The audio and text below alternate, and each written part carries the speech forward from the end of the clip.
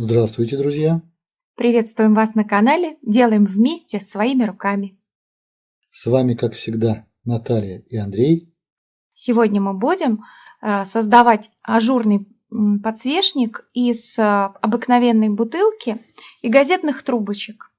Как из простой бутылки сделать безопасный подсвечник с гладкими краями, вам сейчас расскажет Андрей.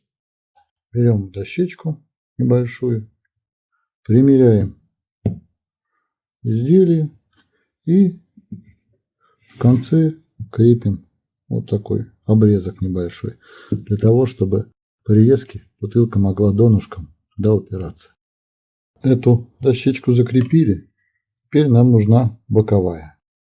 Закрепить вот здесь, чтобы бутылка у нас легла вот таким образом. Я буду крепить на шурупы, можно просто прибить гвоздями. Так, и вот мы собрали нашу конструкцию. Я прикрепил брусок к доске вот двумя шурупами с помощью отвертки. Теперь примеряем. Берем абсолютно любую бутылку. На первый раз нужно там 2-3 бутылки, наверное, чтобы потренироваться. Вот. В зависимости от того, какая у нас бутылка, мы в таком месте и будем крепить стеклорез. Вот простой стеклорез из строительного магазина. Прикручу его с помощью отвертки шурупом вот в этом месте. После того, как мы закрепили стеклорез шурупом, вот видите, берем бутылку, прикладываем ее. Бутылка касается ролика. Теперь берем бутылку и начинаем ее вращать. При этом слышится такой характерный треск.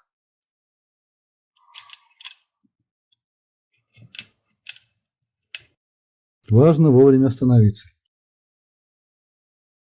Вот, видите, у нас вот такой рез получился. Вот его видно. Так, друзья, надрез мы сделали. Теперь нам нужна вода и то, чем нагреть стекло. Нужно нагревать, конечно, строительным феном, но когда его нет, в принципе, свечка тоже подойдет. Друзья, хотел бы вам напомнить про правила при работе с стеклом. Используйте средства защиты. Очки, перчатки, респиратор, если шлифуете. Рез должен быть один, нельзя елозить на одном месте. Не форсируйте события. Если после прогревания вы опустили в воду и сразу не лопнуло, грейте еще раз. Если понадобится 2 или 3. Опускайте в воду бутылку равномерно, лучше донышко. Если опустите боком, то лопнет неровно. Нагреваем хорошенько и опускаем бутылку. Вот уже видна эта самая трещина, которая идет по резу. Но бутылка еще не треснула, поэтому мы ее еще погреем. Сейчас мы ее догреем по резу, и она по резу себе спокойненько лопнет. В коем случае при резке стекла не форсируем события. Вот теперь ее спокойно раз.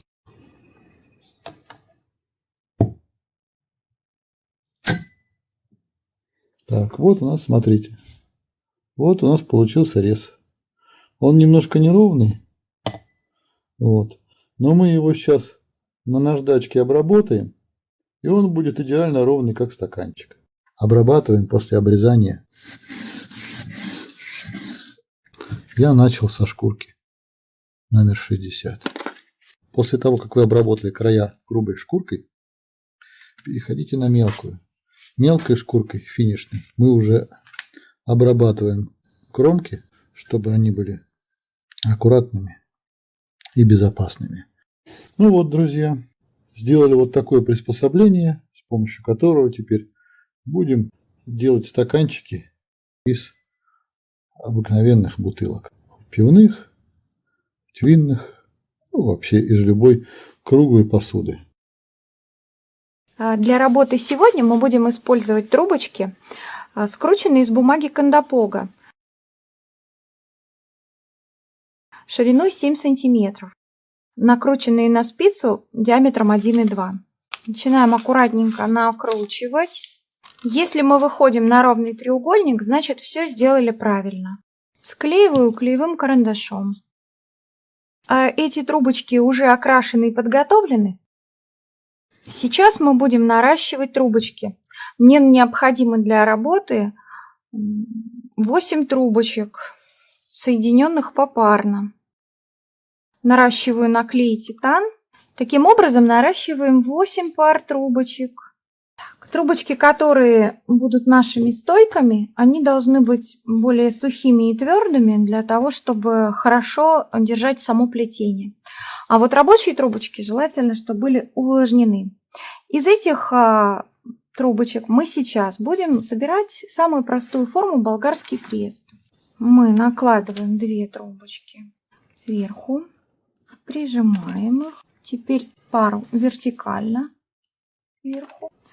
И последнюю пару мы добавляем вот таким образом, чтобы у нас получился квадрат. Теперь также наращиваем пару трубочек. Эти трубочки у нас становятся рабочими. И первую пару мы заводим под нижние. Стараемся как можно ближе к плетению. Плетем обыкновенной веревочкой. Верхнюю трубочку заводим под нижние трубочки. Нижнюю оставляем сверху. И поворачиваем мы вот так вот, проплетаем с вами первый ряд. То есть обратите внимание, нижняя трубочка, она уже сразу у нас оказалась наверху. Верхнюю заводим под наши стоечки, под эту пару. Поворачиваем. Сейчас еще можно их поправлять. Вот, надеюсь, что видно. И последнюю пару трубочек мы оплетаем. Вот теперь видно, что над каждой парой стоечек у нас есть такая петелька. Желательно подложить какую-то ткань для защиты нашего плетения. Мы будем очень часто поворачивать. Все. Теперь мы будем проплетать подряд рядочки, стараясь, чтобы плетение было максимально аккуратным, слегка разводя трубочки парами в стороны, чтобы наш квадрат мягко переходил в круг, так как дно нашего стакана, оно круглое. У меня сейчас будет наращивание. Мы будем с вами проплетать 5 рядов, после чего поднимем наши стоечки вверх. Плетем 5-й ряд. Вот. И примеряем наш стаканчик. Как можно увидеть, донышко слегка больше, чем сам стаканчик. Это именно то, что нам нужно. Для того, чтобы сейчас спокойно поднять трубочки наверх. Пару, с которой начинаются наши ряды, мы делаем сигнальными. Мы их подгибаем плотненько, чтобы знать, что если мы дошли до согнутых трубочек, значит мы сплели полный ряд. Сейчас уберу и покажу. Мы просто механически поднимаем трубочки и плетем точно так же трубочкой. Стараемся плести туго, чтобы не было свободного пространства. Иначе потом это будет дыркой в уже готовом подсвечнике. Первый ряд мы сплетем без стеклянной основы. Так вот видно, да? Мы снова подошли к сигнальным трубочкам, и я сейчас буду выполнять наращивание. Сейчас самое время вставить наш стаканчик. И дальше несколько рядов мы будем плести по нему. Ну, например, 4 ряда. Для более комфортного плетения можно прикрепить трубочки к стеклянной заготовке малярным скотчем. Малярный скотч легко снимается, не мешает рабочим трубочкам и хорошо держит стакан и трубочки вместе. Я благодаря этому приему могу показать, как выглядит это плетение сбоку. Точно такая же веревочка у нас. Только теперь стойки у нас поднимаются по стаканчику вверх. Теперь передняя трубочка у нас заводится за стоечки. И снова передняя заходит за стоечки. Так, мы подошли к нашим сигнальным трубочкам. Оплетаем их и прячем концы наших трубочек в плетение. Наша задача сделать это максимально незаметно, как будто их здесь и не было. И теперь мы будем переходить к плетению ажура. Для этого мне понадобится веревочка. Чтобы пересечения трубочек не разваливались, я буду их связывать. Для этого я буду каждую правую трубочку заводить под левую трубочку из соседней пары. Вот так. И вот это соединение я буду связывать. Если мы в следующий раз трубочку поставим наверх, мы просто испортим наш узор. Поэтому снова правую трубочку закладываем вниз, левую трубочку из соседней пары наверх. Стараемся на том же самом расстоянии от плетения их соединить узелочком. Это не очень быстрое задание, но на первых порах так действительно легче. И вот уже видите, что буквально следующим шагом уже сами трубочки складываются в следующий ажур. Можно его сразу здесь тоже подхватить на этом уровне. И так мы соединим все трубочки по кругу. Правую вниз, левую наверх. Если нет желания возиться с веревочками, можно склеивать. Это тоже вариант удобный и быстрый, особенно если у вас в руках колевой пистолет. Вот что у нас получилось. Теперь мы берем снова 2 рабочие трубочки, соединяем их наращиванием и будем плести обычной веревочкой, начиная с любой пары. Петельку надеваем на трубочки. Вот видите, да, на вот это соединение.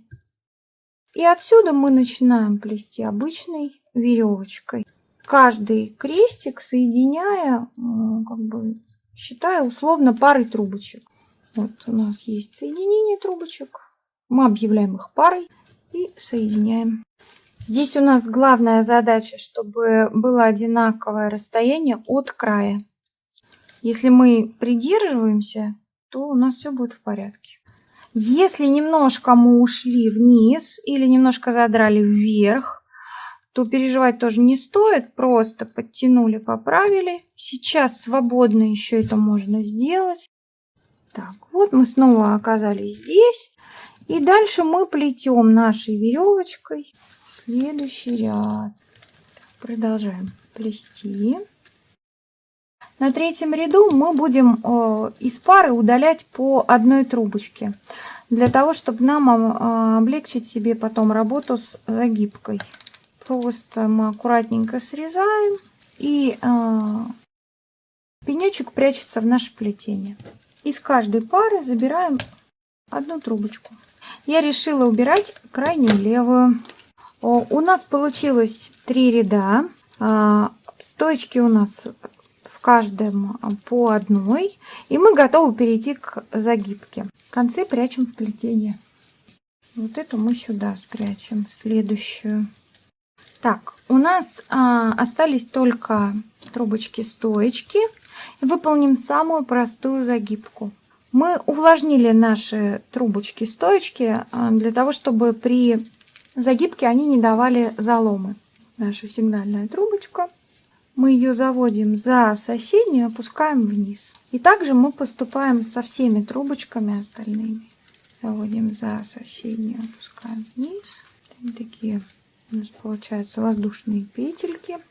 Последнюю петлю мы чуть-чуть увеличиваем, чтобы в нее удобно вошла трубочка. А теперь ее зажимаем.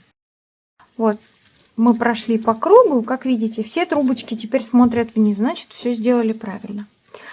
Но в таком виде я бы не хотела их оставлять. Мы их сейчас будем заправлять в петельку следующий через одну. Вот, мы заводим следующую. Учитывая, что у нас остались короткие трубочки и наращивать новые мне бы здесь не хотелось, стоечки, это самая удобная и легкая загибка, которую мы можем здесь с вами сделать. Но большой проблемы я в этом не вижу. Дело в том, что клей ПВА, которым я буду обрабатывать плетение, прекрасно удержит их и не позволит им выпасть и испортить потом готовый подсвечник. Вот мы заправили последнюю трубочку, и теперь будем срезать наши концы. Вот так наша загибка выглядит сверху. Вот так с рабочими еще веревочками пока выглядит наше плетение. Сейчас мы их снимем, они нам больше не нужны. Плетение прекрасно удерживает себя самостоятельно. И теперь снимаем наш малярный скотч, который мы использовали для фиксации тканчика. Отсоединяем его от плетения. Вытаскиваем нашу стеклянную основу, снимаем малярный скотч. Все, наше плетение на этом заканчивается. Малярный скотч мы сняли. Можно посмотреть, что у нас теперь получилось. И теперь можно наше получившееся изделие загрунтовать клеем ПВА. Вот наш подсвечник просох после обработки клеем ПВА. И теперь мы будем его патинировать белой акриловой краской для радиаторов. Нам понадобится сама краска и кусочек поролона. Совсем немножко краски я возьму с крышечки. Лишние излишки краски отобью на подложку из магазина для продуктов. И аккуратненько начну выделять выступающие части нашего подсвечника. Можно чистой стороной очистить излишки краски.